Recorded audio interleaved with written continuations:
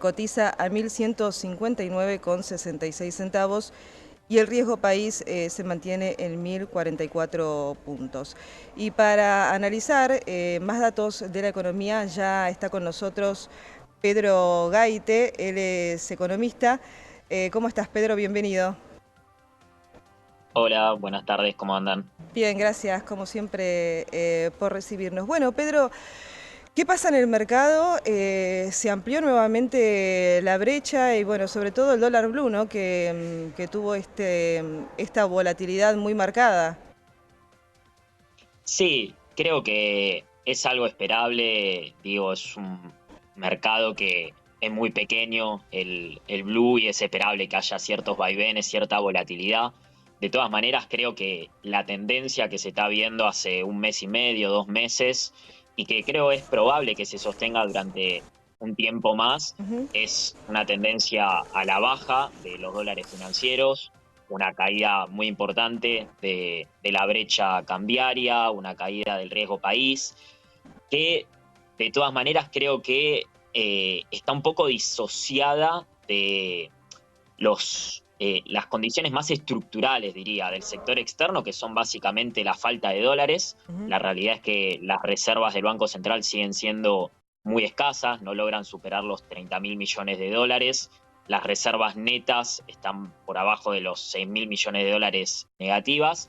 Y sobre todo, lo que se ve es que en el corto plazo no hay muchos factores que puedan generar un ingreso importante de dólares para hacer frente a los vencimientos de deuda del año que viene, que son más de 16.000 millones de dólares, y para empezar a normalizar el funcionamiento de la economía, que sigue hoy con un montón de controles y restricciones para la compra de dólares, ya sea para ahorro ni hablar, pero también incluso para el pago de importaciones, para la remisión de utilidades y demás. Entonces creo que esta tendencia que estamos viendo en los últimos 2 meses, más o menos, de un, podríamos decir, veranito financiero y cambiario, de un optimismo, creo yo, algo exacerbado del mercado en torno a las condiciones de la economía argentina y las condiciones para hacer frente a esos vencimientos de deuda, que eso es un poco lo que explica la caída del riesgo país, está muy asociada, diría yo, a la entrada de dólares en el blanqueo. En un Claro. primer momento eso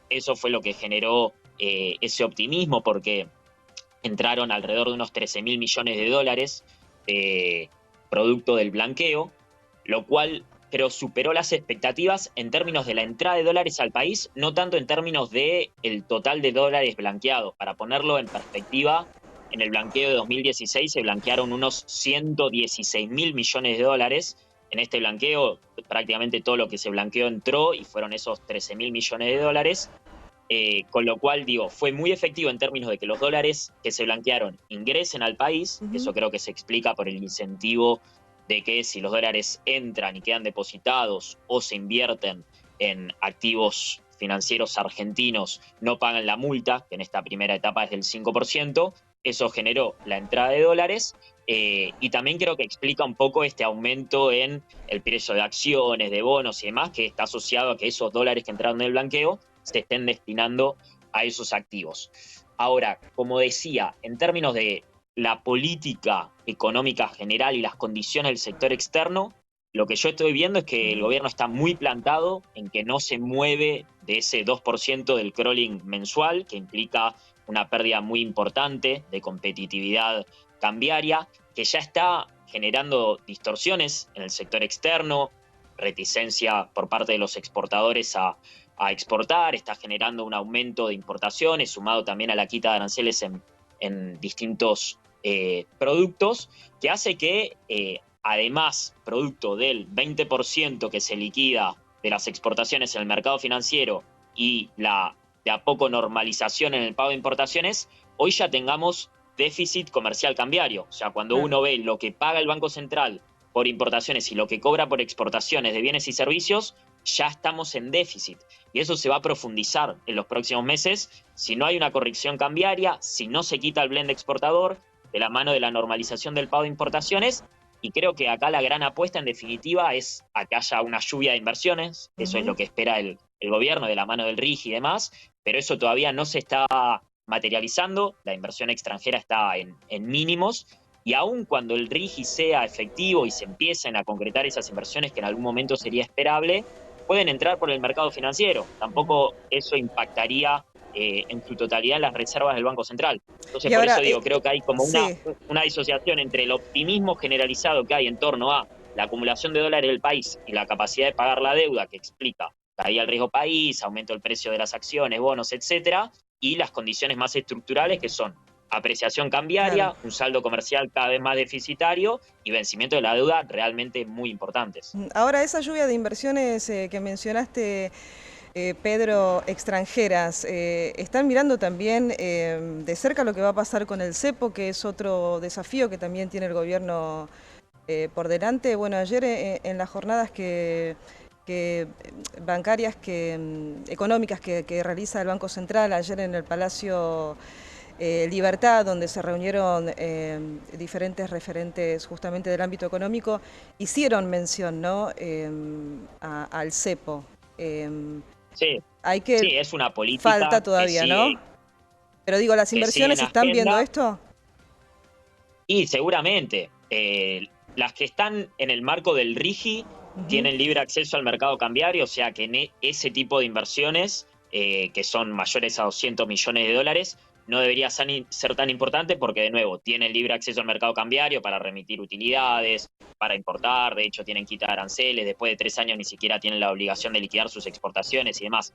Ahora, las inversiones que no se enmarcan Claro. dentro del RIGI seguramente es algo muy importante. Digo, un inversor que está pensando invertir en la Argentina seguramente le va a interesar poder remitir utilidades cuando quiera hacerlo, poder pagar las importaciones de manera normal, si se endeudó, poder repagar esa deuda en dólares comprándole los dólares al Banco Central. Entonces, por eso me parece que dentro de lo que llamamos el cepo, que es un enorme Mm. conjunto de controles y regulaciones que hay hoy en el manejo cambiario, la prioridad es que se empiece a normalizar las operaciones más ligadas a la cuenta corriente, que son las que más miran los inversores a la hora de pensar entrar en el país, y después el cepo al ahorro, la compra de dólar para ahorro, para atesoramiento, me parece que esa va a ser muy difícil que se levante en el corto plazo, porque lamentablemente los argentinos ahorramos en dólares, eso es algo que lleva mucho tiempo cambiar, hace falta una macroeconomía estable durante mucho tiempo para generar previsibilidad y confianza de nuevo en la moneda, y hoy las reservas del Banco Central, de nuevo, son muy escasas, y el riesgo de que si uno libera de manera completa el cepo para ahorro, tengas una corrida contra las escasas reservas del Banco Central, son muy grandes. A mí me parece que hoy el foco tiene que estar puesto en acumular reservas Ujú. para eventualmente poder empezar a levantar estos controles que estamos hablando ligados a la cuenta corriente, que también colaborarían a que entren inversiones. Y a mí me parece que la clave es quitar el blend exportador. Hoy el Claro. 20% de las exportaciones se liquidan en el mercado financiero. Esos son unos 1.500 millones de dólares que todos los meses, se necesite o no, el gobierno pierde de comprar porque los exportadores lo liquidan en el mercado financiero. Ujú. Si se liquidaran en el mercado cambiario y el Banco Central los acumula, creo que eso por sí solo colaboraría también a bajar la brecha, que creo que es hoy la principal razón por la cual el gobierno no lo hace, esto de quitar el blend, es el miedo a que se vuelvan a disparar las cotizaciones financieras, pero eventualmente creo que es conveniente acumular esos 1.500 millones e intervenir en el momento en el que haga falta para contener la brecha cambiaria, que estar tirando todos los meses 1.500 millones de dólares en ese mercado, que hoy harían una diferencia enorme, y también en términos de la proyección para el año que viene. Claro. El gobierno proyecta en el presupuesto, proyecta un balance comercial superavitario de bienes y servicios de 20.000 millones de dólares, que es clave para, de nuevo, poder pagar la deuda y poder hacer que la economía funcione normalmente. Si a eso le quitamos el 20% del blend, ya ese superávit comercial se torna nulo, porque las exportaciones que está esperando son unos 100.000 millones de dólares. Le quitas el 20% del blend, son 80.000 millones, que es más o menos lo que pretende importar el año que viene. Ujú. Entonces, incluso dentro de las proyecciones optimistas del gobierno, la eliminación del blend es clave para poder acumular algo de reservas, para poder hacer frente de nuevo a todos los vencimientos de deuda y poder de a poco empezar a liberar estas restricciones cambiarias que son necesarias también para traer más dólares. Entonces es como un círculo virtuoso que creo se generaría a partir de la acumulación de dólares si se elimina el blend. Bueno, por ahora estamos atravesando una primavera cambiaria. ¿Cuánto más le queda? ¿Qué crees? Es muy Ujú, difícil hacer esas proyecciones porque, digo, es la pregunta del millón, ¿no? ¿En qué claro. momento el mercado deja de verla?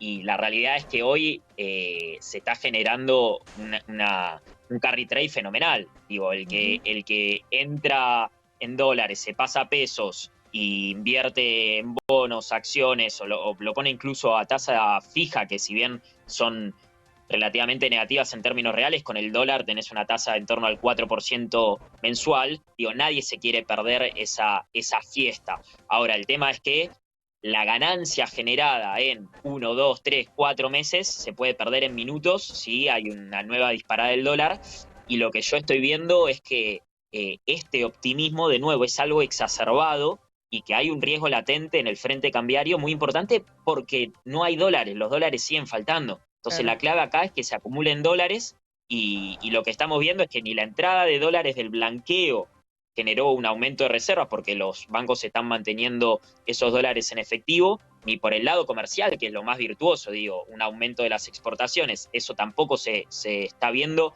y para el año que viene, sobre todo si hay crecimiento económico como el que proyecta el gobierno, también van a aumentar las importaciones. Y Ujú. después la otra gran apuesta es la inversión extranjera, que de nuevo no está llegando y que creo que incluso si se materializan las inversiones del RIGI, eso no va a tener un impacto tan directo en reservas. Entonces, de la mano de falta de dólares, apreciación cambiaria, blend que se sostiene y demás, no veo de dónde pueden salir los dólares para justificar este optimismo que está mostrando el mercado hoy. Pero bueno, esto es así. Mientras se mantenga ese optimismo y sigan entrando dólares a hacer el carry, se puede sostener, y eso puede ser un mes, 2 meses, 6 meses. Es Claro, muy claro. difícil saber en qué momento se puede dar vuelta la cuestión. Sí, sí, justamente ayer estaba, vi el titular de una nota que se preguntaba, ¿no? Y decía, larga vida al carry trade, o sea, era como, y ahí explicaba todas estas cuestiones que vos venís mencionando. Es hacer futurología también, es una economía que va cambiando, ¿no? Permanentemente. Te quería preguntar sobre el riesgo país también. ¿Crees que en algún momento se va a llegar a tener un riesgo país de 3 dígitos? ¿Cómo también estás viendo los bonos, el rendimiento de los bonos?